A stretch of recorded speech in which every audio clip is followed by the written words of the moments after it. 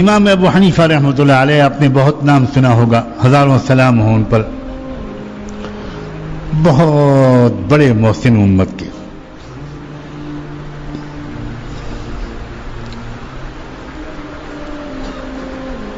رات میں معمول بنا لیا تھا انہوں نے، پوری رات اکثر عبادت کرتے تھے. عجیب ہمت تھی اور اللہ سے تعلق تھا. اپنے مکان کی چھت پر اکیلے لمبی نمازیں پڑھتے تھے، رو رو کے تلاوت کرتے تھے اور اللہ سے اپنا تعلق بڑھاتے تھے. ان کے مکان کی سے ملا ہوا مکان ایک ایسے شخص کا تھا جو بیچارہ غریب آدمی تھا اور موچی تھا. موچی سمجھتے ہیں؟ جوتوں کی مرمت کرنے کا کاروبار تھا، بیچارے کا چھوٹا موٹا کام تھا. تو روز کماتا تھا، کچھ پیسے ملتے تھے اس کو. اب وہ بھی بیچارہ کچھ عادی ہو گیا تھا نشے کا، تو چوری چھپے اس دور میں بھی کہیں نہ کہیں شراب مل جاتی تھی، تو وہ اسی پیسوں سے شراب خریدتا تھا.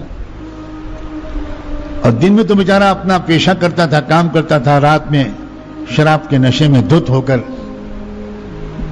کچھ گیت گاتا تھا، گانے گاتا تھا، اشعار پڑھتا تھا. جب تک نیند نہ آئے ایسی ہی حرکتیں کرتا رہتا.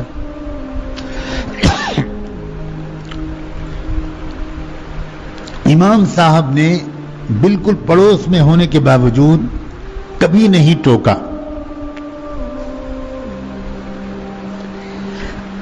ایک دن ایسا ہوا کہ بالکل آواز نہیں آئی اور رات بھر سناٹا رہا. تو امام صاحب کو فکر ہوئی کہ میرا پڑوسی ہے، کیا بات ہے، آج کوئی بیمار تو نہیں پڑ گیا. اس شرابی پڑوسی کے گھر گئے پوری امت مسلمہ کے سب سے بڑے عالم، سب سے بڑے اللہ والے امام اعظم اس گھر کے دروازے پر گئے.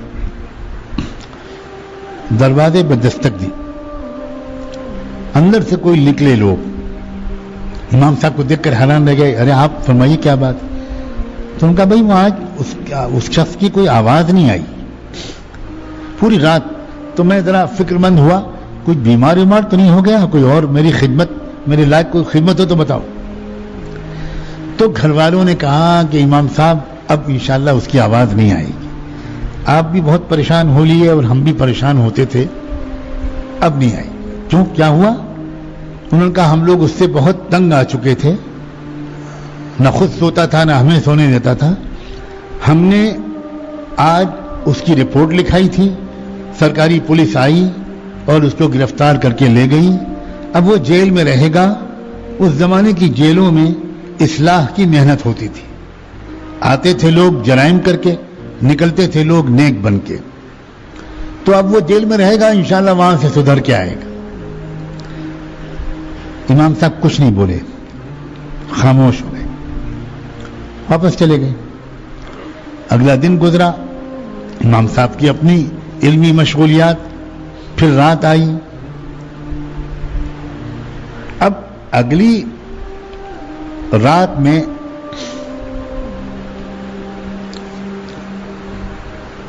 جب دن آیا، نہیں دن ہی میں، پہلی رات گزرنے کے بعد دن میں امام صاحب چپ چاپ شہر کے حاکم کے پاس گئے، جیسے ضلع کا کلیکٹر ہوتا ہے اس کے پاس گئے. اس نے دور سے امام صاحب کو آتے ہوئے دیکھا تو بہت حیران ہوا. توڑ کے اس نے استقبال کیا، شکایت کی کہ امام صاحب آپ خود کیوں تشریف لائے؟ آپ مجھے اشارہ کر دیتے میں آ جاتا، کسی سے کہلوا دیتے، سر کے بل حاضر ہوتا. وہ کلیکٹر جانتا تھا کہ یہ وہ بندہ ہے کہ جو پورے عالم اسلام کے خلیفہ کے پاس بھی نہیں جاتا، خلیفہ ہی ان کے پاس آتے ہیں. یہ میرے پاس آپ کیوں تشریف لائے؟ تو امام صاحب نے کہا کہ دیکھو جس کا کام ہوتا ہے اسی کو جانا چاہیے. تو وہ اور حیران ہوا کہ آپ کا کام اور مجھ سے. حکم حکم فرمائیے، بتائیے کیا کام ہے، میں حیران ہوں۔ تو اس امام صاحب نے کہا کہ بھئی ایک میرا پڑوسی ہے، یہ حلیہ ہے، یہ نام ہے، مجھے پتہ چلا ہے کہ آپ نے اس کو گرفتار کروایا ہے، جیل میں بھیجا ہے۔ تو اس نے تحقیق کروا کے اپنے انسان کہا کہ ہاں بالکل صحیح ہے، وہ گرفتار ہوا رات اور جیل میں ہے۔ تو امام صاحب نے کہا کہ کیا آپ میری ضمانت پر اس کو چھوڑ سکتے ہیں؟ تو اس شخص نے کہا کہ امام صاحب آپ کو شاید پتہ نہیں ہے، وہ بہت شرابی کبابی آدمی ہے، گھر والے پریشان ہیں۔ تو امام صاحب نے کہا مجھے سب معلوم ہے، پھر بھی آپ میری ضمانت پر اس کو چھوڑ دیں تو بڑی عنایت ہو۔ تو اس کلیکٹر نے کہا کہ امام صاحب آپ کیسی بات فرما رہے ہیں، آپ کا ہر جملہ حکم ہے، آپ کا فتویٰ ملک کا قانون ہوتا ہے، تو مجھے کیا اشکال ہے، آپ تشریف لے چاہیے گھر، میں بھیجتا ہوں اس کو۔ امام صاحب نے کہا کہ نہیں، میں انتظار کر رہا ہوں، میں اس کو اپنے ساتھ لے کے جاؤں۔ بیٹھ گئے امام صاحب، اس نے بلوایا اس کو اور وہ آ گیا، وہ دیکھ کے شرمندہ ہو گیا، سر جھک گیا، وہ سمجھا کہ پتہ نہیں امام صاحب میری کیا شکایت کرنے آئے ہیں، کیا معاملہ ہے۔ حاکم نے کہا کہ جاؤ، تم کو رہا کیا جاتا ہے۔ امام صاحب اٹھے اور اس کو ساتھ لے کے چل دیے۔ پورے راستے ایک جملے کی نصیحت امام صاحب نے کی ہو ایسا کوئی ثبوت نہیں ملتا، کچھ نہیں کہا، خاموش اس کو لے کر اس کو اس کے گھر پہنچایا، اپنے گھر میں داخل ہو گئے۔ پھر دن کا بقیہ حصہ گزرا، پھر رات آئی، اگلی رات میں پھر سناٹا، پھر کوئی آواز نہیں۔ امام صاحب تو انتظار کر رہے تھے کہ پھر آج شور مچے گا۔ تو جب دوسری رات میں پھر سناٹا رہا تو امام صاحب اگلی صبح کو پھر پہنچے اس کے گھر۔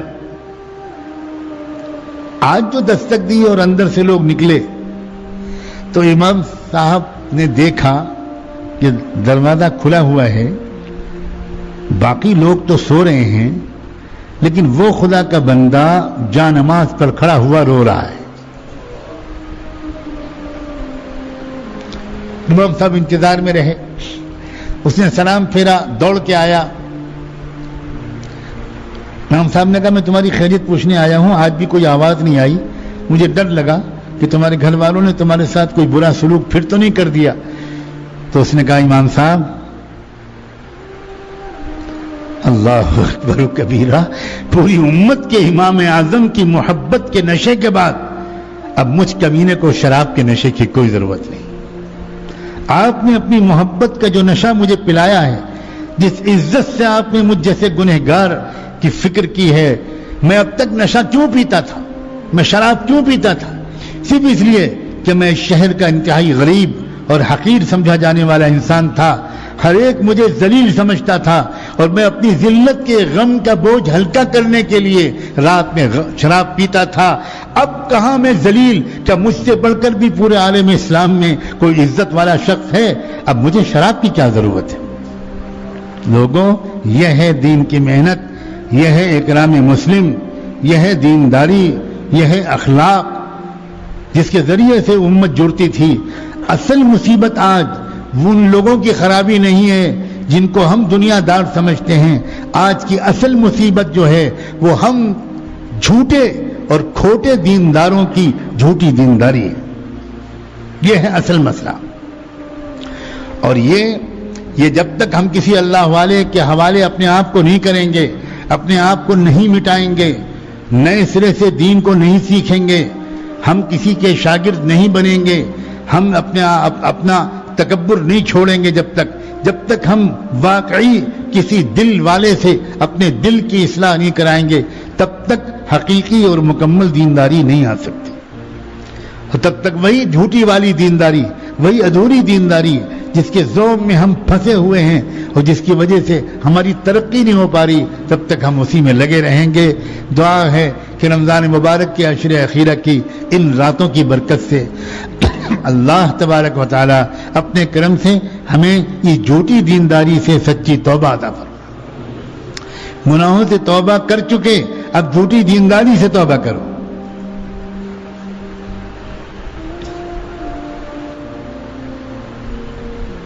صورت شکل بنا لیتے ہیں ہم بڑے بزرگوں کی، اور اللہ جانے اندر کیا ہوتا ہے۔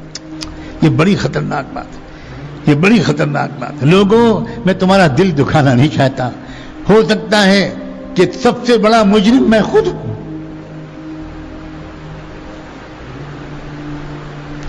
اصلی دینداری جس میں تواضع، سخاوت، ایثار، ہمدردی، والدین کی خدمت، یہ ہے دینداری۔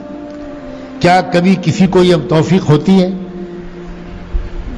کہ رات میں سوتے وقت وہ اپنے ابو جی کے پاس جائے، اپنی امی کے پاس جائے، امی ذرا سر میں تیل لگانے آیا ہوں، آپ کے سر میں تیل لگا دوں، آپ کے میں پیر دبا دوں، امی آپ نے بڑی مشکل سے ہم لوگوں کو پالا ہے، امی دن بھر آپ ہمیں ہمارے کاموں میں لگی رہتی ہیں، ذرا سا سر دبوا لیجئے، ذرا سا مجھے خدمت کا موقع دے دیجئے۔ ماں ہزاروں سلام اس کی محبت پر، نہیں نہیں بیٹا تم اپنے کمرے میں جاؤ، بہو تمہارا انتظار کر رہی ہے۔ عجیب بات ہے، کیا ہے ماں؟ ہم نے ماں کی قدر کرنے کے لیے اس کا انتقال ہو جانے کی عادت ڈال لی ہے۔ ہم تب قدر کرتے ہیں جب ماں کا جنازہ گھر سے نکلتا ہے، اور تب پتہ چلتا ہے گئی، پرخلوص محبت کرنے والی ہستی گئی ہے۔ امام شافعی رحمۃ اللہ علیہ اتنے بڑے امام، جس دن امام ابو حنیفہ کا انتقال ہوا اسی دن امام شافعی پیدا ہوئے۔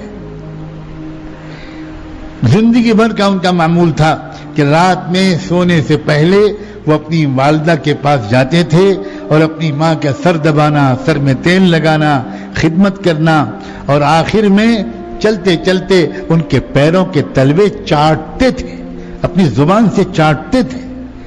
ماں کہتی تھی بیٹا یہ تم کیا کر رہے ہو؟ تم اتنے بڑے عالم ہو کر میرے پیر چاٹ رہے ہو، تلوے چاٹ رہے ہو؟